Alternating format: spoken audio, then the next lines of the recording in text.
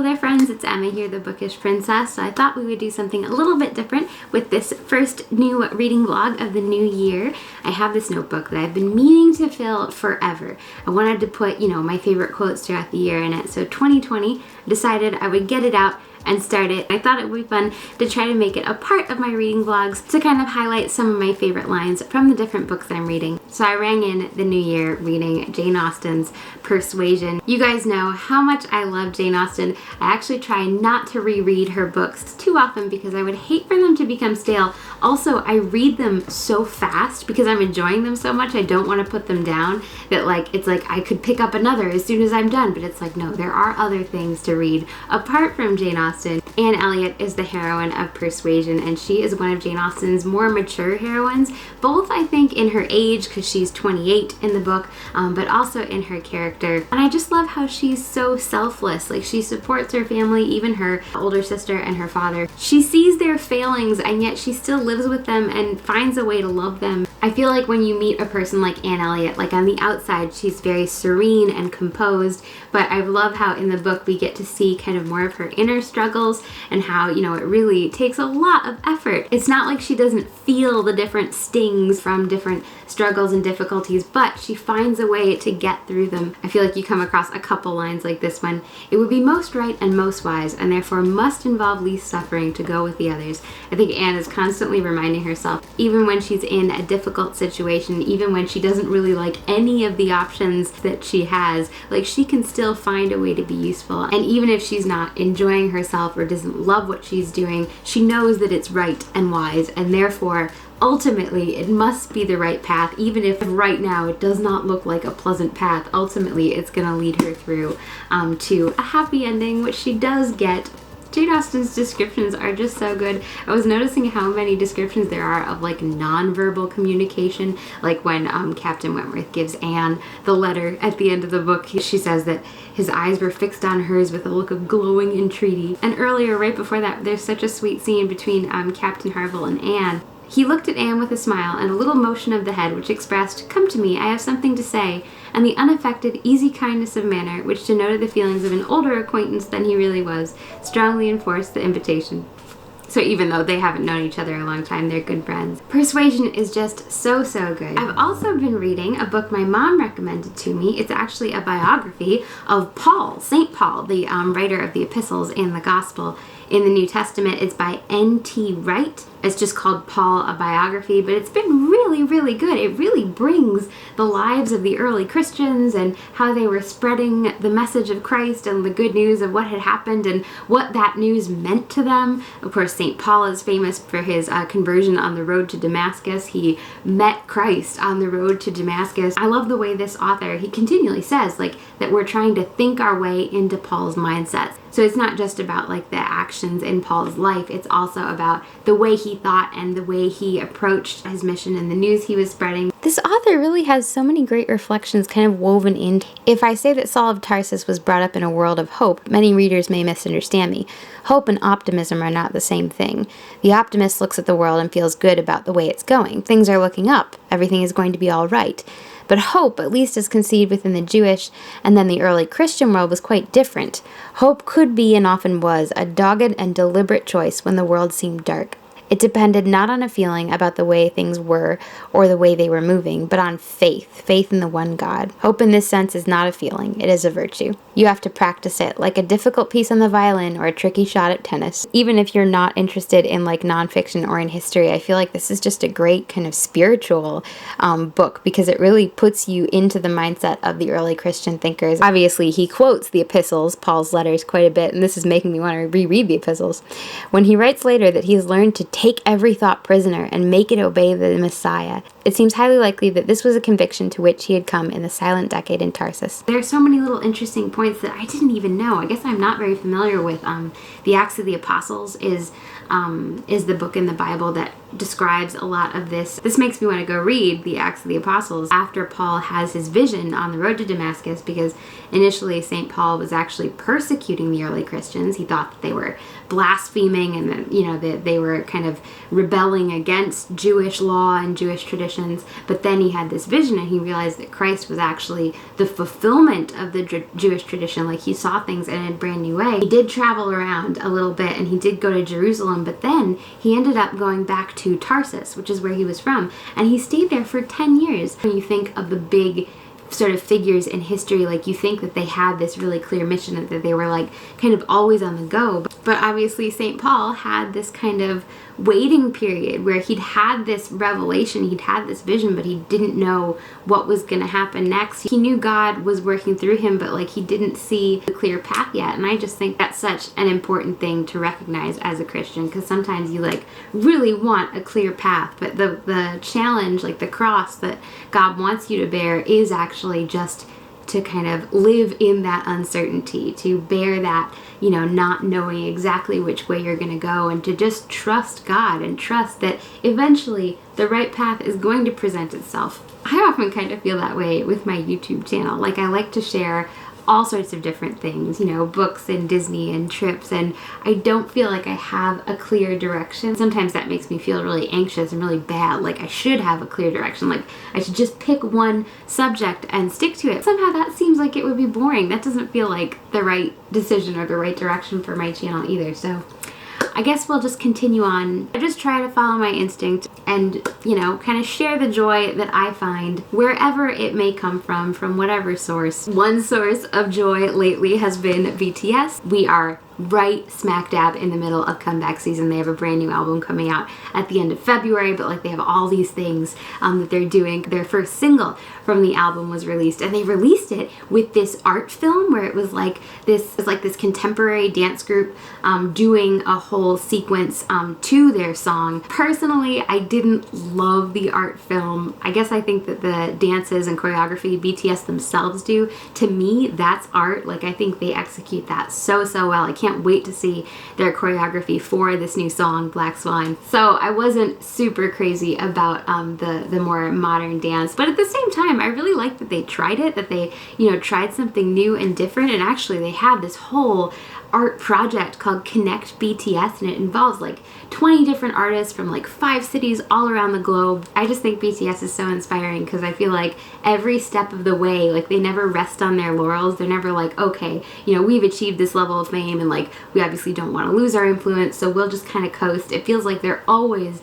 trying something new, doing something new, taking another step forward. I reacted to the interlude Shadow, which was their comeback trailer, which is such a cool song. Suga does that song, and it's, oh my gosh, just amazing. And I love the themes of it. I mentioned in my reaction that like, they totally mirror themes from Jung's work, because, you know, Jung had this idea that you really have to not only face your shadow, but kind of integrate it into yourself, because this sort of dark side, you have a dark side and a light side, and it's not like you can cut either side out and just kind of stick with one. You have to find a balance between. And the song Black Swan, the lyrics of that kind of continued in that theme, and they're kind of about what happens when you lose your passion for what you're doing. There's this one kind of refrain where it starts out, do your thing, but then it changes to what's my thing. Because like, sometimes when you start out with something, like, you know what you want, but then, you know, as you continue on, you start to feel a little lost. Like, what is my thing? In Black Swan, even though there is this sense of like kind of feeling lost, there's also a sense that like, at kind of the rock bottom, in the darkness, you can kind of find yourself. And you can still find something that motivates you and keeps you going. That actually reminded me a lot of something I read in this book, Women Who Run with the Wolves. I haven't reread this in a while, but when I first read it, I really liked it. I'm always meaning to reread it. But she kind of talks about how life is very cyclical, and you're always kind of having bright points and then high points and then low points. But like, when you go into the darkness, like, there's something important there for you to find. Do you guys like my stack of BTS albums here? I can't wait to add the blue one, to add 7 to the stack. That'll be so exciting. And actually, this is not even all of the albums that BTS has done. I have my photo cards out here. I'm thinking of doing a new kind of postcard wall, so I'm thinking I might use the photo cards on it. There's Jungkook. There are so many things to learn about when you discover BTS. Like, I didn't even know when I first discovered them that they basically have their own Pokemon cards. Like, in every album you get one random card. And I saw this video on YouTube that apparently if you have all the cards, like the back of them together, like makes a whole picture. But yeah, I don't think I will be attempting to collect them all. So I was looking all over for my copy of Little Women before I realized it's being used to prop up one of my little Disney princess houses here. I know you guys, I've had some comments asking for a video about these little princess cottages. They're from the Animators collection, so I am planning on doing a video at some point soon showing some close-ups of the inside and all the cute little figures they come with it. They come with, because they're pretty adorable. But for now, here's Little Women underneath Lilo's house. This is the pretty Penguin in Bloom cover, which the Rifle Paper Company, Anna Bond artist, did these covers as well as the end papers.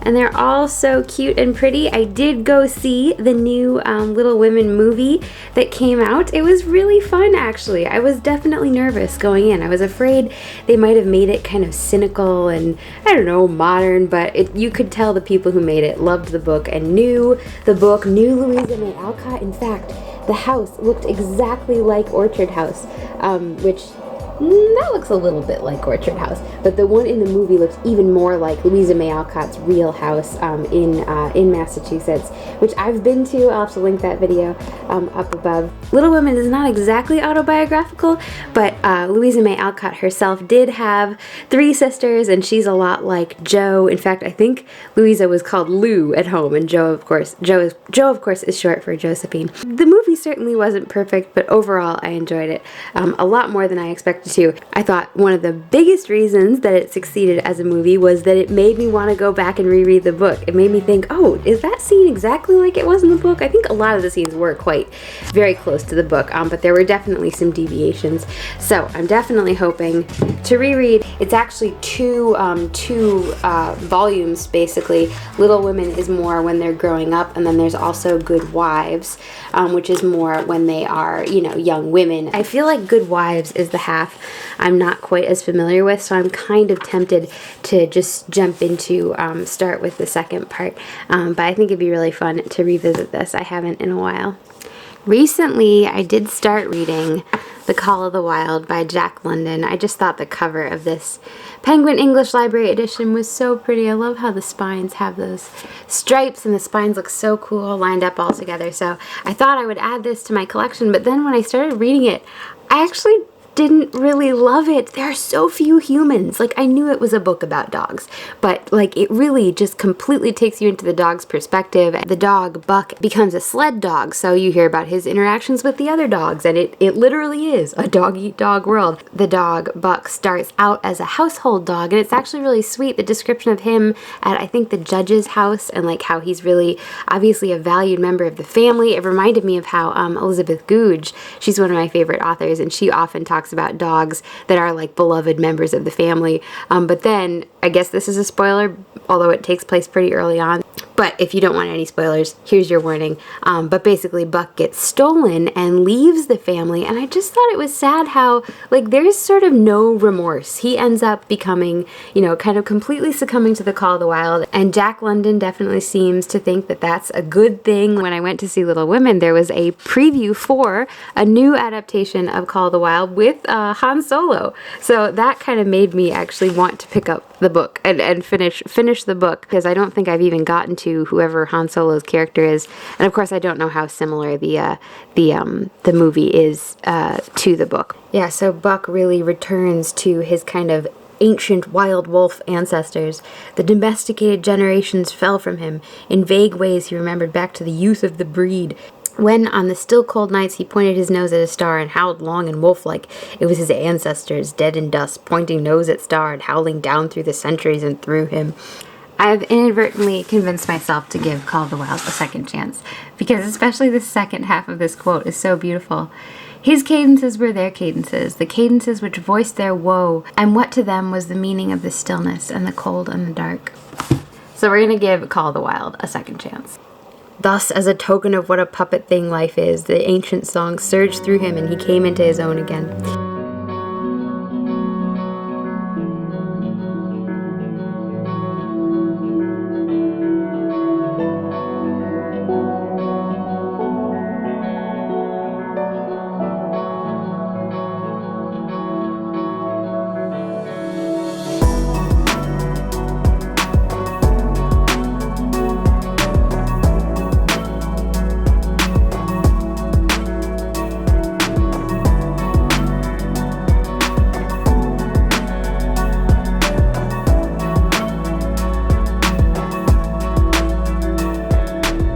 I have a cup of coffee, and I have some Jung here that I have been continuing to read. I'm on the section about awareness and creative living, and there are so many interesting passages, so many things that like remind me of other books I've read. Contradictory views are necessary for the evolution of any science, only they must not be set up in rigid opposition to each other, but should strive for the earliest possible synthesis.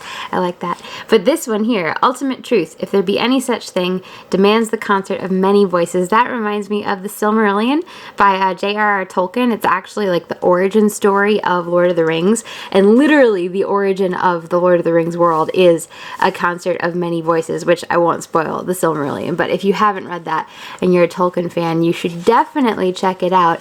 There was another one in here that was reminding me of 1984, which I read for the first time last year. I didn't really love it, but I am glad that I read it. Here we go. The danger that faces us today is that the whole of reality will be replaced by words.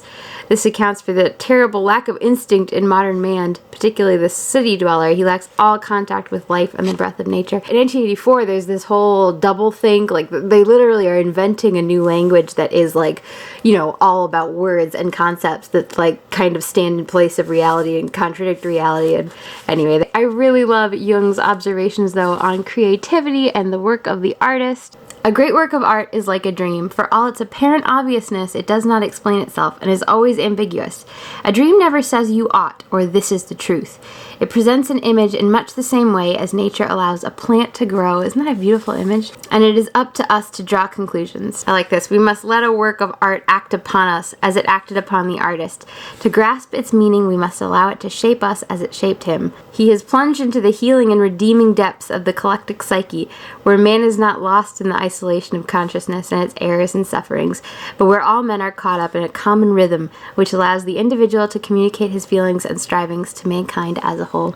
It's really cool how he talks about the creative process as basically trying to take something from, you know, the unconscious collective psyche and like bring it to life and sort of remind a culture or remind a society of some piece of knowledge, some piece of awareness that they're lacking and that they really need back. And I like how he talks about fantasy too. I like fantasy, I like stories, I like Disney fantasies, and sometimes I feel like fantasies get a bad rap or it's easy for people to brush them under the rug, but Jung obviously sees their value. We know that every good idea and all creative work are the offspring of the imagination and have their source in what one is pleased to call infantile fantasy.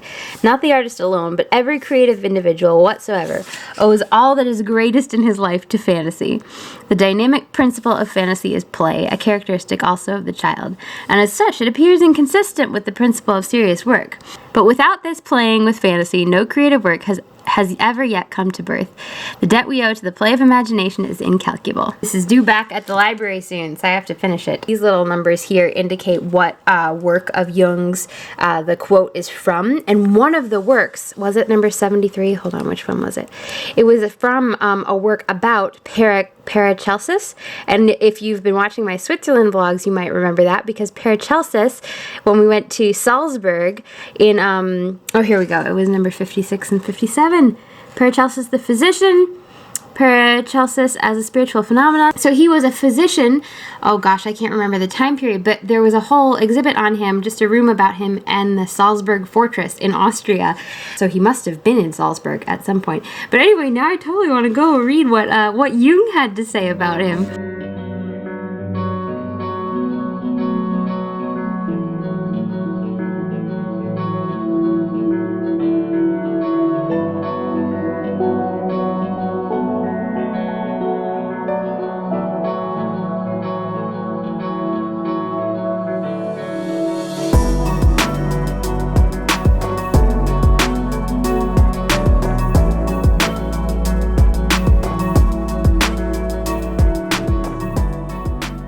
I thought it'd be fun to bring some coffee to enjoy on my bike ride.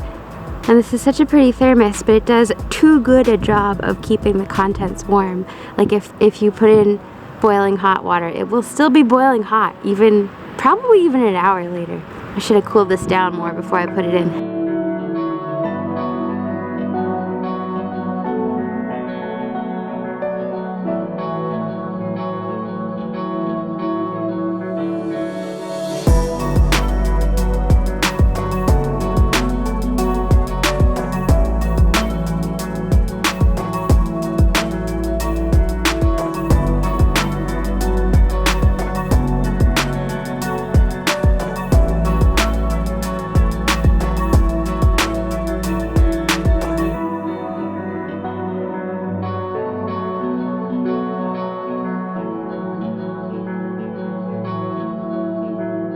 I will probably end up speeding up that sunset footage. It is kind of fun to watch, like the clouds zooming by. But then again, I'm tempted to just leave it as it is so that you guys can sit and just watch the sunset, because sometimes it's nice to just watch things in real time. I'm so glad I didn't just sit in my room all day today and that I came out, even though it was cold, to find a wintry sunset. This beautiful thing was happening out here, and I could have just been sat in front of my computer.